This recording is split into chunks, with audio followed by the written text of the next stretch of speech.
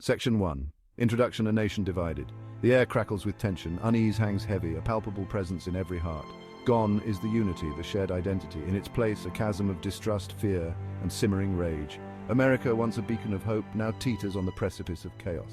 Brother against brother, neighbor against neighbor. The unimaginable has become reality, a second civil war. The reasons are complex, a tangled web of political extremism, economic disparity, and social unrest. Years of simmering resentment fueled by misinformation and partisan rhetoric have finally boiled over. The center cannot hold, the fabric of society stretched thin begins to tear.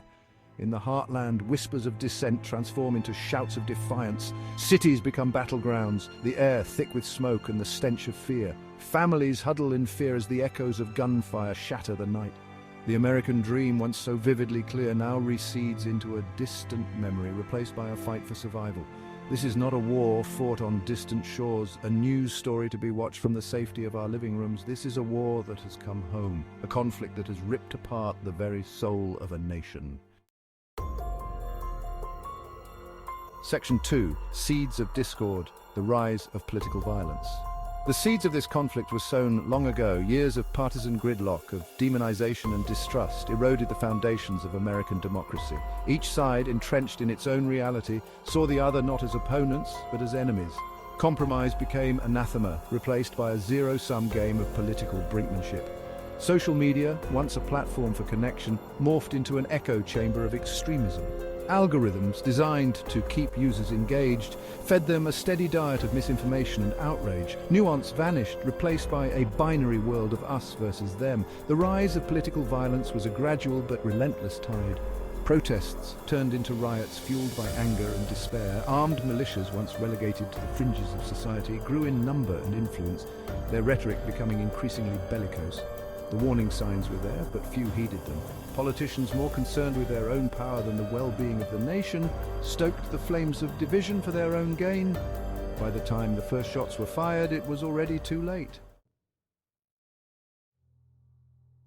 Section 3. The day the nation broke from protest to insurrection. It began, as so many things do, with a spark. A disputed election, accusations of fraud, and a nation on edge.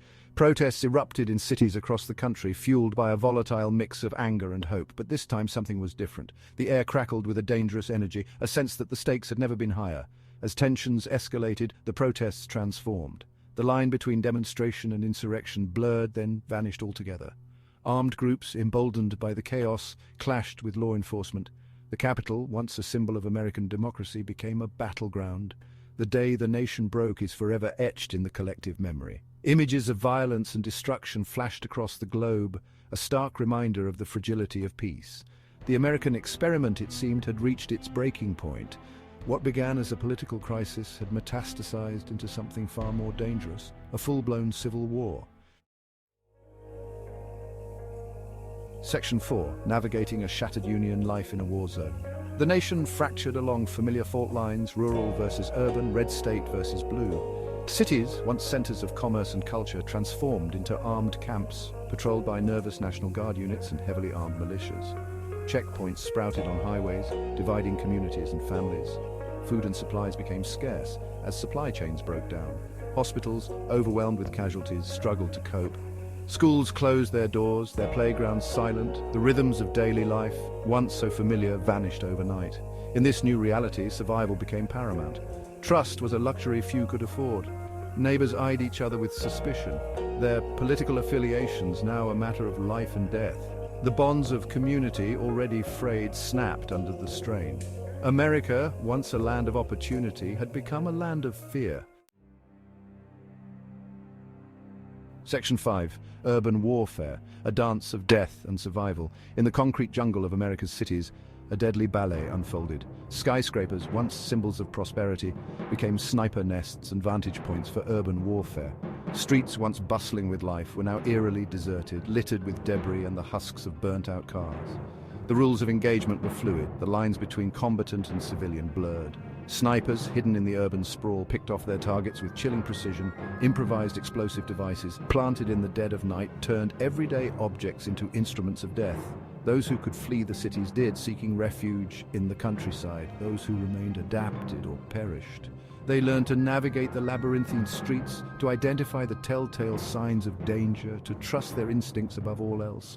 Survival in this urban battleground required cunning, resilience, and a healthy dose of luck. Every day was a gamble, every step a calculated risk. Section 6. Rural Resistance, holding the line against tyranny. In the vast expanses of rural America, a different kind of war was being fought. Here, amidst rolling hills and sprawling farmlands, a determined resistance movement took root. Farmers, hunters, and ordinary citizens, united by their love of freedom and their distrust of a government they saw as tyrannical, took up arms. They waged a guerrilla war using their knowledge of the terrain to their advantage. They ambushed convoys, sabotaged infrastructure, and harassed enemy supply lines. They were outgunned, outmanned, and outmatched, but they were fighting for their homes, their families, and their way of life. Theirs was a fight for survival, but it was also a fight for the soul of America. They believed that the values of self-reliance, individual liberty, and limited government were worth fighting for, even if it meant sacrificing everything. Their resistance, though often overlooked, played a pivotal role in shaping the course of the war. Section 7. The human cost scars of a nation divided. The human toll of this second civil war was immeasurable. Millions perished in the fighting, their lives cut short by bullets, bombs, and the chaos of war. Countless others were wounded, their bodies and minds scarred by the horrors they had witnessed. Families were torn apart, separated by battle lines and political ideologies. Children grew up too fast, their innocence stolen by the constant threat of violence. The elderly, who had witnessed so much history, now found themselves living through a nightmare. The war left an indelible mark on the American psyche. Trust, once a cornerstone of society, eroded. Paranoia and suspicion became the norm. The scars of this conflict, both physical and emotional, ran deep, a constant reminder of the fragility of peace. Even as the guns fell silent, the echoes of this war continued to reverberate through society. Section 8. Strategies for survival, adapting to a new reality. Survival in this fractured nation demanded adaptability, resourcefulness, and an unflinching will to live. People learned to make do with less, to improvise and scavenge. Bartering became a way of life as currency lost its value. Urban dwellers sought refuge in underground bunkers or abandoned buildings, creating makeshift communities bound by necessity and shared hardship.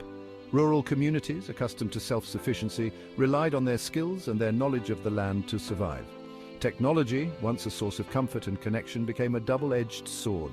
The internet, now heavily censored, provided a lifeline to the outside world, but also a breeding ground for misinformation and propaganda. The human spirit, however, proved remarkably resilient. Even in the darkest of times, acts of kindness and compassion flickered like candles in the wind. Neighbors helped neighbors, strangers shared what little they had, and communities found strength in unity. Section 9. The long road to reconciliation, picking up the pieces. As the fighting subsided, a long and arduous journey lay ahead. The road to reconciliation. The war had left the nation physically and emotionally shattered, its people deeply divided. Rebuilding trust, healing old wounds, and forging a new path forward seemed an almost impossible task. The process was slow, marked by setbacks and recriminations. War crimes trials, while necessary for accountability, also reopened old wounds. The question of how to integrate former enemies into society proved particularly divisive. Yet, amidst the challenges, there were glimmers of hope. Grassroots organizations, led by citizens weary of war, emerged to promote dialogue and understanding. Former enemies, brought together by shared loss or a common purpose, began to see each other as human beings once more. The road to reconciliation was long and arduous, but it was a journey that America had to undertake if it was to heal and move forward. Section 10. Echoes of War, Remembering the Fallen, Rebuilding the Future. Years after the last shots were fired, the echoes of the Second American Civil War continued to resonate. Monuments stand as solemn reminders of the sacrifices made, the lives lost, and the lessons learned. The nation forever marked by this conflict is forced to confront its legacy. History books recount the battles, the political machinations, and the human toll, but it is in the personal stories, passed down from generation to generation, that the true cost of this war is truly understood. The grief of families torn apart, the resilience of communities shattered and rebuilt, the enduring power of hope in the face of despair. The Second American Civil War serves as a cautionary tale, a stark reminder of the fragility of democracy and the importance of unity, tolerance, and understanding. It is a story that must be told not to glorify war, but to ensure that such a tragedy is never repeated. For in the words of philosopher George Santayana, those who cannot remember the past are condemned to repeat it.